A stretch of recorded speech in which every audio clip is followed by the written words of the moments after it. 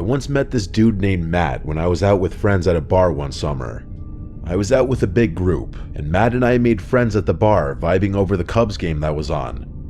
My group kind of dispersed away from me as I spoke with Matt, so it wasn't like Matt really spoke to any of my friends. We ended up exchanging Instagrams, and he had a decent amount of followers on Instagram, and his pictures made him seem like a normal 20-something-year-old dude who likes to go out, travel, and stay active. After we exchanged info, I went to go find my group.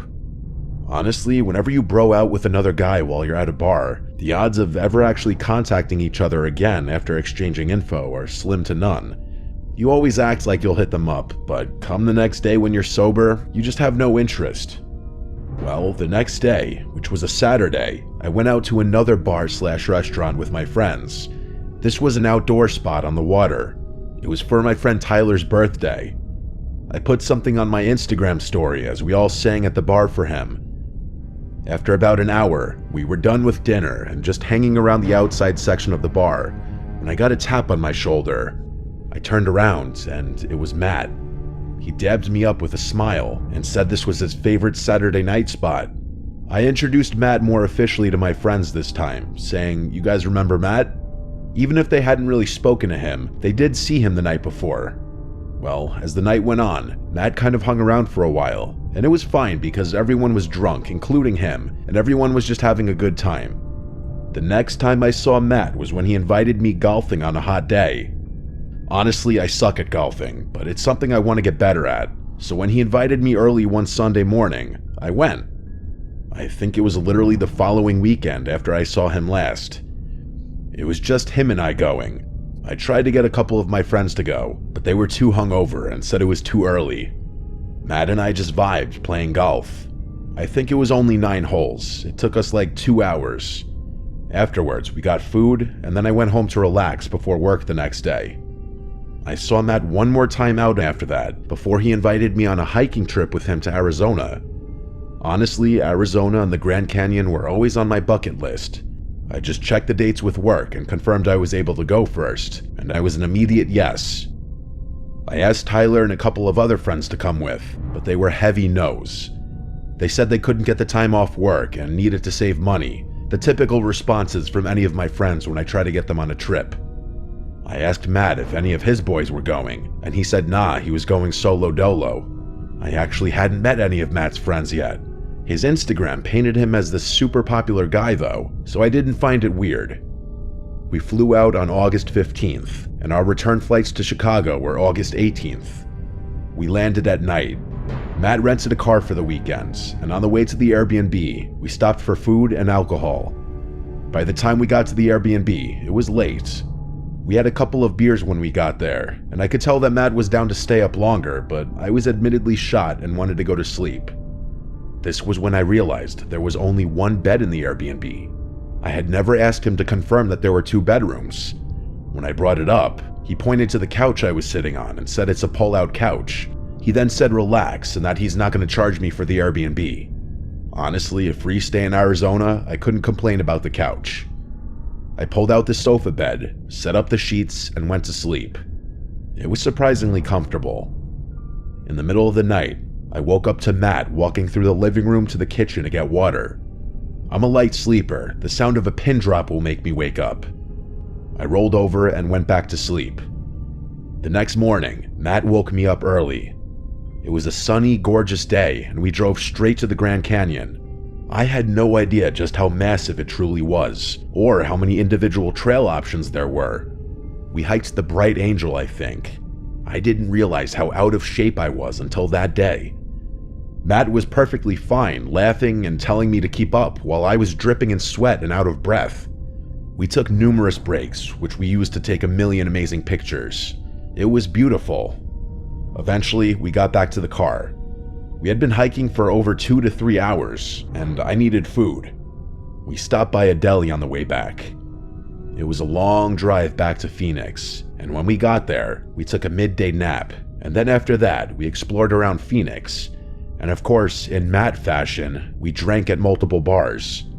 I barely knew the guy, but I could already see he liked his alcohol. Fast forward, we got really, really drunk. but I think I got drunker, and I'm not sure how, because Matt was downing as many drinks as me. We had to leave the rental on the street and Uber back to the Airbnb. It was late. Time flew by somehow. I don't remember much besides Matt blasting music in the Airbnb for a bit and my plugging my phone in next to the couch. I guess I just went to sleep after that. That night, I woke up randomly, probably a couple of hours after I fell asleep. My bladder was about to explode and my mouth was drier than the Grand Canyon. I got off the couch and headed toward the bathroom, but I heard something. A crack in the floor, like a crack from pressure. I scanned around the dark room with my eyes and saw nothing, so I went to the bathroom. While I was in there, midstream, I heard a door clicking shut. It had to be Matt's bedroom door. When I finished peeing, I went to try Matt's door, but it was locked. I knocked on the door, but there was no answer. Whatever, I went back to the couch and fell back asleep pretty easily. The next morning, I woke up at like 8 a.m., head throbbing. The first thing I noticed was my phone. It was in a weird position. I had it charging last night and left it laying on the floor next to the couch bed, but now it was sitting on the table next to the couch and it was unplugged. I was questioning why I might have done this, but ultimately my answer was simple. I was just super drunk. That day, we obviously didn't do any hiking, otherwise I would have puked. We just Ubered to the car and then did some driving around, exploring different neighborhoods, scenery, and checking out the botanical gardens. I didn't really want to drink that day, but later on, Matt convinced me, and wouldn't you know it, it was another night of getting really, really drunk. Our flight was at like 1 p.m. the following day, so at least we didn't have to worry about getting up really early. We got back to the Airbnb late again, I'd say between 1 and 2 a.m. this time. Matt insisted on letting me sleep in the bed that night, just because it was fair. Honestly, I didn't argue. I eventually took my bag to his room and then said goodnight and shut the door. I didn't lock it. Not that it mattered, because the locks from what I remembered had those doorknobs with locks that you could easily unlock with like a butter knife or something. I wish I could say the story ended there and that we went home in peace the next day. Well, I woke up that night, probably not long after I fell asleep. I didn't know what woke me up at first. It's like waking up to a sound, but you didn't fully consciously hear that sound because you were still technically asleep when it caused you to wake up. I looked around the room, and then for my phone. My phone was missing. I had it plugged in next to the bed and had the phone on the bed next to me, but now the cord was just dangling from the outlet to the ground with no phone. How could this happen again? I looked on one side of the bed on the floor, and then the other, and I jumped up and screamed at the top of my lungs when I saw Matt laying face down, sprawled out on that side of the bed on the floor. He looked up, looking like he'd just woken up from a deep sleep. I shouted, "What are you doing?" He looked around the room, acting confused, like he didn't know how he got there. He stood up and said that he must have been so blacked out that he just walked in here to go to bed, but then remembered I was in the bed and he crashed on the floor. But that didn't make sense because he was on the side of the bed further from the door. I then accused him of taking my phone, and he played dumb. He said I should check under the bed, maybe it fell. Then he got on his knees, looked under the bed, and instantly said, "Bro, here it is," and he pulled it out from under the bed. I looked at him, and I genuinely felt like I was staring at a different person now. Who was this guy? Did he really try getting into my phone twice? I told him I'll just go back to the couch, but he insisted he would, and then he left the room. You bet your ass I locked the door this time. If it weren't for the phone, sure, I'd just see it as he was really drunk and did something goofy, like come pass out on the floor, but I was detecting bullshit there. He took my phone, and I know it. Since I was still kind of drunk, I didn't really have much trouble falling back asleep. Once again, I wish it ended there, but it didn't. I woke up one more time that night, and this time, I quickly realized why. At the foot of my bed was Matt standing there, but all I could really see was his silhouette. For some reason, I didn't jump or scream this time. He sat down on the bed and started rubbing my foot, and that's when I screamed at him to get out. He wouldn't move, so I had to physically push him off the bed and out the bedroom door. I started packing my clothes into my bag, and then quickly packed all my toiletries and whatever else I packed. He didn't say a word. He sat upright on the couch watching me like a creepy NPC the entire time. It was the most unsettling part. I called an Uber to the airport. I wasn't staying there another minute. He didn't try to stop me. I got to the airport just as the sun was starting to rise, and as hard as I tried to sleep, I couldn't. My mind was just racing. I waited there the entire time for the flight. I paid like $35 to change my seat so I wouldn't be next to Matt. I looked out the window the entire time the plane was boarding so I wouldn't have to make eye contact with him. I didn't tell any of my friends until later that day. I just needed time to process and digest everything. A couple of my friends said, "See, I told you he was weird," and pointed out that both times we ran into him, he was alone. It got me also thinking that the only reason he ran into me at the outdoor bar was because he saw my Instagram story and probably came there. Actual stalker behavior. I blocked his number and Instagram, but before doing so, I went to one of his older Instagram posts where he was with friends. No one was tagged in the picture, but I looked at the comments, and there was one comment from a guy who looked like he was in the picture. I saw that Matt wasn't even following him or vice versa. I took it upon myself to DM the guy, asking if he was still friends with Matt. The guy responded back within 10 minutes saying this: "Nah, guy's a freak, run away." From there, he told me about his own experience along with the other guys who used to be friends with him, who all had to cut him off. The guy untagged himself for Matt's photo, but he said he can't forcibly get him to take down the picture. He wasn't surprised at all when I told him what had happened in Arizona, and the guy's response was, "Guy should be in jail." It's crazy that I thought Matt was just a normal dude who was looking for a bro, but he ended up being a potentially dangerous predator. I still just want to know what he was trying to access on my phone.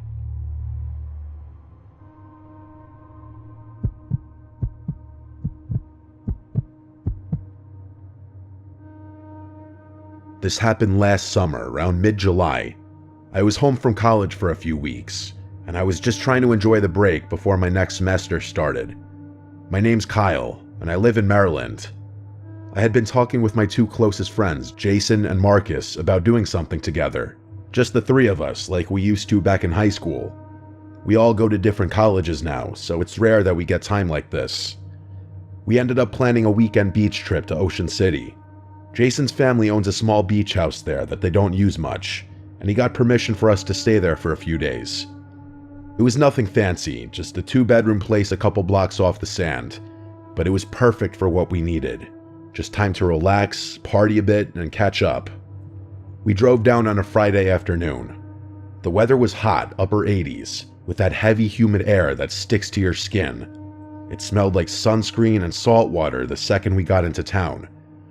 We spent the day walking the boardwalk, messing around in some of the arcades, and people watching. The beach was packed with tourists, kids running around with beach balls, families with umbrellas and coolers, and lifeguards constantly yelling at people to move out of the restricted areas. Everything felt normal. It was just a fun summer day. Later, we went back to the house, grilled burgers, had a few drinks, and started playing drinking games. By midnight, we were drunk and bored, and someone, maybe Marcus, suggested we go back to the beach. There's something weirdly appealing about being near the ocean at night. The beach is almost completely empty, the air cools down, and there's just something peaceful about it. We didn't bring much with us, just some hoodies in case we get cold, our phones, and a flashlight Jason grabbed from the kitchen drawer. We didn't plan to swim around or anything, just hang out and maybe walk along the shore. We headed down a side street and onto the wooden boardwalk, then took the steps down to the sand. As expected, it was basically completely deserted. The waves were steady, and the only light came from a few lamps on the boardwalk and the moon behind some clouds. There was barely enough visibility to make out where the water met the shore. We walked along the edge of the surf, occasionally letting the cold water hit our ankles. We joked around, talked about random stuff, and just killed time. After a while, we stopped near one of the lifeguard towers. Those wooden ones they take down at night, and we just laid in the sand looking up at the sky. That's when Jason noticed something. He suddenly sat up and said, "Is that someone walking over there?" We all sat up and looked in the direction he was pointing. At first, I didn't see anything. It just looked like a dark blur near the shoreline. But then, yeah, I saw it. A figure. But it was just a silhouette at that point, walking slowly, right along the edge of where the water touched the sand, probably 50 or 60 yards away. We figured it was just another person out late like us, maybe just going for a walk, but then we noticed that their movement was off. They weren't strolling around like someone enjoying the beach. Their walk was stiff, slow, and almost mechanical. Their arms didn't swing naturally, and their posture was strange. Their head was tilted down, but not fully. It looked like they were staring at the sand or maybe scanning it. We all stopped talking and just quietly watched them. Something about it put me on edge. I remember whispering, "What the hell are they doing?" Marcus suggested that maybe they're just looking for something. Jason joked that it was probably some drunk tourist who dropped their keys. We kinda laughed it off and went back to messing around, but I kept glancing at the person. A few minutes passed, and I noticed they had stopped moving. They weren't walking anymore. They were standing completely still now, and they were definitely closer, maybe 30 yards away. That's when I started feeling uncomfortable. We tried not to stare or shine our light at them, but it was getting hard to ignore. There was just something off about the entire thing. Marcus finally said, "They've been standing there for like 5 minutes. Who just stands like that?" Then Jason said something that made my stomach drop. He said, "He's not just standing, he's looking at you, Kyle." I didn't know if he was joking or not. I kinda laughed nervously and said, "Nah, he's looking at the sand." But Jason shook his head and said, "No, look closer. His head's tilted at you." That's when Jason pointed the flashlight at him. I didn't even want him to do that, honestly, but he clicked it on and aimed the beam. The light hit the figure for just a second before the battery started dying and it flickered out. But that second was enough. I saw him. He was almost grayish white with no shirt. He was wearing wet jeans, clearly from the ocean. His arms hung completely limp at his sides. His head was tilted at a weird angle. Not broken, but unnatural. And his eyes were wide open, almost bulging. The second that beam of light hit him, he moved, fast. Without any hesitation, he broke into a full sprint straight at us. I can't even describe how unnatural it looked. There was no build-up. He went from standing completely still to running at full speed, almost like he launched forward. All three of us screamed and bolted. We didn't even look back, we just ran. I could hear Marcus behind me, yelling "Go!" as our feet pounded into the sand. My lungs were burning. We ran all the way back to the steps leading up to the boardwalk and didn't stop until we got to the street. Only then did we turn around. But he wasn't there. The beach was empty. There were no footprints behind us, just the sound of waves. We stood there frozen, trying to make sense of it. We didn't talk much on the walk back to the house.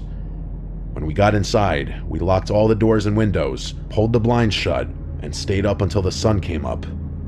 None of us could sleep. I kept expecting to hear knocking or see that pale face outside the window, but thankfully it never came. The next morning, we tried to laugh it off again, say it was probably just some cracked out homeless guy trying to scare people, but deep down, none of us believed that. The way he moved, the way he appeared out of nowhere, the lack of footprints, it made no sense. We stayed one more night, but we didn't leave the house. We left early the next morning. Over the next few weeks, we tried to move on, but then Jason texted me one night. He said he'd been having dreams, the same dream over and over. He'd wake up and see the guy standing in the corner of his room, soaking wet, head tilted, just staring at him. No movement, no talking, just standing. I told him that was messed up, but I didn't tell him that I was having the exact same dream. Everything was the same, the guy, the posture, just standing in my room, not moving and not talking. Sometimes I wake up thinking I hear the sound of wet footsteps in my hallway. But when I check, no one's there. Then, last week, almost a year later, I was scrolling through this local Facebook group that posts about stuff going on in Ocean City. Someone uploaded a photo they'd taken the night before from the beach. It was grainy and dark, but I recognized what they were talking about. They said, "Does anyone know who this creepy guy is that I saw standing by the water at like 1 a.m.? I clicked the photo. It was blurry, but I recognized him instantly. Same posture, same pale skin. He was just looking down at the water. The comments chilled me even more. There were dozens of people saying they'd seen him too. Some said he was there for hours. One person said they watched him walk into the water and never came back out. Another said they found wet footprints on their back porch 2 streets from the beach, no prints leading to or from them. I don't know what we saw that night, but I know this: I'll never go back to that beach at night again.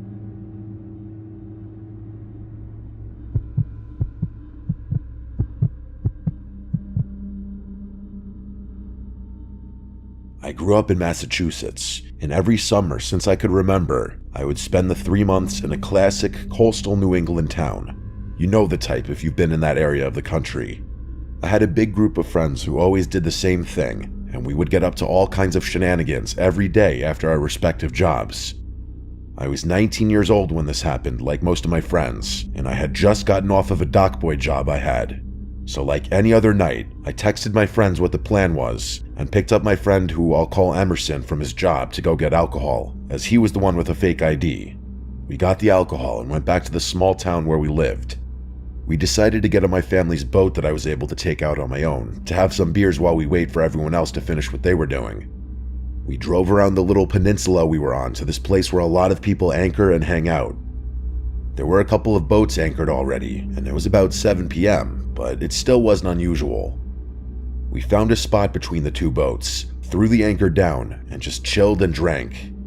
We were having a nice time, listening to the music from the boat to our left, when the one to our right decided to leave, and then eventually the other boat's music shut off. We thought they were going to leave as well, so Emerson and I, in our new drunken state, began to groan and yell to turn the music back on to keep the party going, and a bunch of other stupid stuff like that, but it didn't happen. We were sitting on the bow and started to drink again before Emerson said, "Dude, look." I turned around to look at the boat and saw 3 people standing on the edge, just looking at us. My first reaction was to laugh because I was drunk, and then I turned back around, but Emerson kept staring at them. Now, admittedly, I don't have a great sense of danger. I tend to be optimistic and lighthearted about most things, but Emerson was obviously uncomfortable. I told him not to worry about it. They were probably just trying to get a better look or something, but he kept looking with an uncomfortable look on his face, which I didn't get at the time. At this point, it's pretty dark, nothing illuminating the area but the lights from their boat, and therefore you couldn't really see who it was, just the silhouettes of these people. After a couple of minutes of trying to get Emerson to snap out of it, I turned back around and saw they were in the same position, staring at us. I thought it was a joke, so I got the megaphone from the compartment over the steering wheel and said, "20 to watch, fellas," which pissed Emerson off because he sensed something wasn't right. I was putting it back when I heard one of them laugh, audibly a man, but something was off about it. It sounded almost sinister. It was slow and low, and it was kind of raspy. It was at that point that I started to feel uncomfortable. Emerson got up and said, "Let's get the hell out of here, bro, this ain't right," but I responded that it was fine. Right after that, we heard 2 splashes in the water from their direction and saw that only one silhouette remained on the boat. That made Emerson immediately start pulling the anchor up, as I was laughing at the situation and at him, which, looking back now, was unbelievably stupid. He tried telling me to turn the engine on while I was laughing my ass off watching him pull the anchor up as I was trying to drink my beer. In fact, I was laughing so much that I didn't notice the sound of the 2 people swimming near our boat. Emerson paused and looked at me with the anchor in his hands, which made me pause too. We couldn't see into the water, as it was dark and the lights were off with the boat. I called out hello and got nothing. Even the sound of the splashing water stopped. Right after that, I simultaneously heard Emerson yell, "Oh shit," and a sudden splash of water behind me before I turned and saw someone trying to climb onto the back of our boat. I freaked the fuck out, and while turning the key, I saw a hand grab the railing on the side of our boat near Emerson, who was yelling and holding the anchor up, ready to fight. I finally turned the boat on and instinctively gunned it forward, smashing into the sandbar that was right in front of us. I put it in reverse and drove backwards as fast as possible until we were out of the little bay and back into more open water. I threw it back in neutral, and Emerson and I just looked at each other before he started giving me the "I told you so's" and "you're a dumbass." I fully agreed and said we should go back, at which he agreed. In hindsight, we should have hightailed it back to the boat docks near my house, but for some reason, we decided to pick up everything that was thrown around during our escape. We didn't even finish before I noticed in the direction we just came from the lights of a boat approaching, and it was approaching fast. I said no fucking way and jumped back to the steering wheel and pushed full throttle. Our boat is old, so it doesn't go super fast, and even though I was full speed ahead, they were gaining on us. Emerson started to lose it, saying things like, "Who are these guys? What do they want? Why can't they just let us chill on the water?" So I told him to chill out and focused on going straight to the docks. After about 5 minutes, the docks were in sight, but the boat behind us was so close that we could see the bow itself going up and down with the waves. I honestly didn't know what to do. I banged a hard left and got as close to the shore as I could without beaching, and miraculously, the other boat peeled off in the other direction. We breathed sighs of relief, but I still went full speed back to the docks. After docking and being relieved at the fact that there wasn't any damage to the boat, we met up with our friends after that and told them what had happened, and also came up with some theories, like maybe they wanted to rob us, or maybe they wanted to take the boat. We didn't recognize the boat, so they probably weren't from around here. I don't know. I don't like to think about what would have happened. I'm just glad we didn't find out. I do know that I'm thankful for Emerson being there. Without his skepticism, I think things definitely could have taken a turn for the worst.